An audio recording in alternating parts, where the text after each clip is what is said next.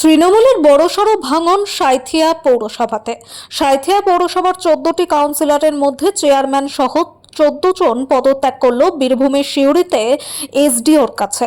কারণ হিসেবে সাঁইথিয়া পৌরসভার চেয়ারম্যান বিপ্লব দত্ত জানিয়েছেন, রাজ্যে তৃণমূলের যে ভাঙন তাতে তারা বুঝতে পারছেন না দলটা এখন কার হাতে, তৃণমূলটা আদেও রয়েছে কিনা। এছাড়াও বিধানসভা নির্বাচনে তৃণমূলকে প্রত্যাখ্যান করেছে মানুষ, সে কারণে মানুষের পাশে থাকতে ও দলীয় নির্দেশ বুঝতে না পারায় পদত্যাগ। 14 জনে এসছি, আপনার মোটামুটি কাউন্সিলরের সব 14 জন আছে।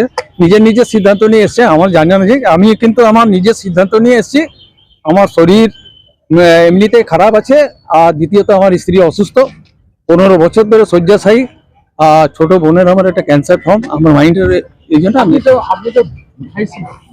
হ্যাঁ বহুদিন থেকে আছি।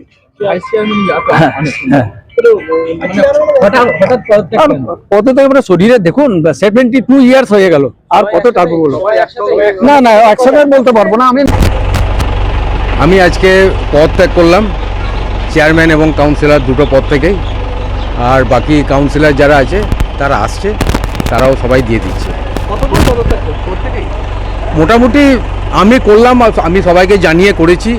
এবারে বাকিটা তো আমি জোর করে কাউকে করাতে পারি না, এবার তাদের নিজেদের মতো তারা করছে। শুনলাম নাকি সবাই করছে আর কি। কারণ হচ্ছে, দেখুন, প্রথম কথা হচ্ছে যে এবারে আমরা তো একটা দলের প্রতিনিধি, তৃণমূল কংগ্রেসের, সেই প্রতীকে আমরা কাউন্সিলর হয়েছি, চেয়ারম্যান হয়েছি। তো সেই হিসাবে এবারে যে ভোট হলো তাতে আমরা দেখলাম যে মানুষ তৃণমূল দলটাকে প্রত্যাখ্যান করেছে। আর 2 নম্বর কারণ হচ্ছে যে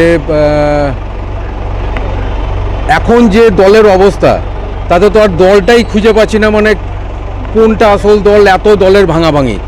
তো সুতরাং কীভাবে আমরা আমাদের থেকে তাকায় যাই।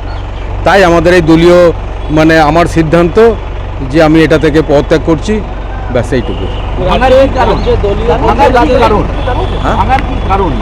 কি ভাঙার বলতে পারবো না, ওগুলো সব বড় বড় ব্যাপার, ওগুলো বড়দের ব্যাপার। আমরা খুব ছোটোখাটো আমরা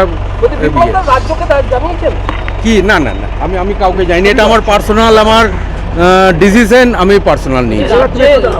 রাজ্যে যে তৃণমূলের ভাঙন, তার ফলে কি বলতে পারবো না। ঠিক আছে।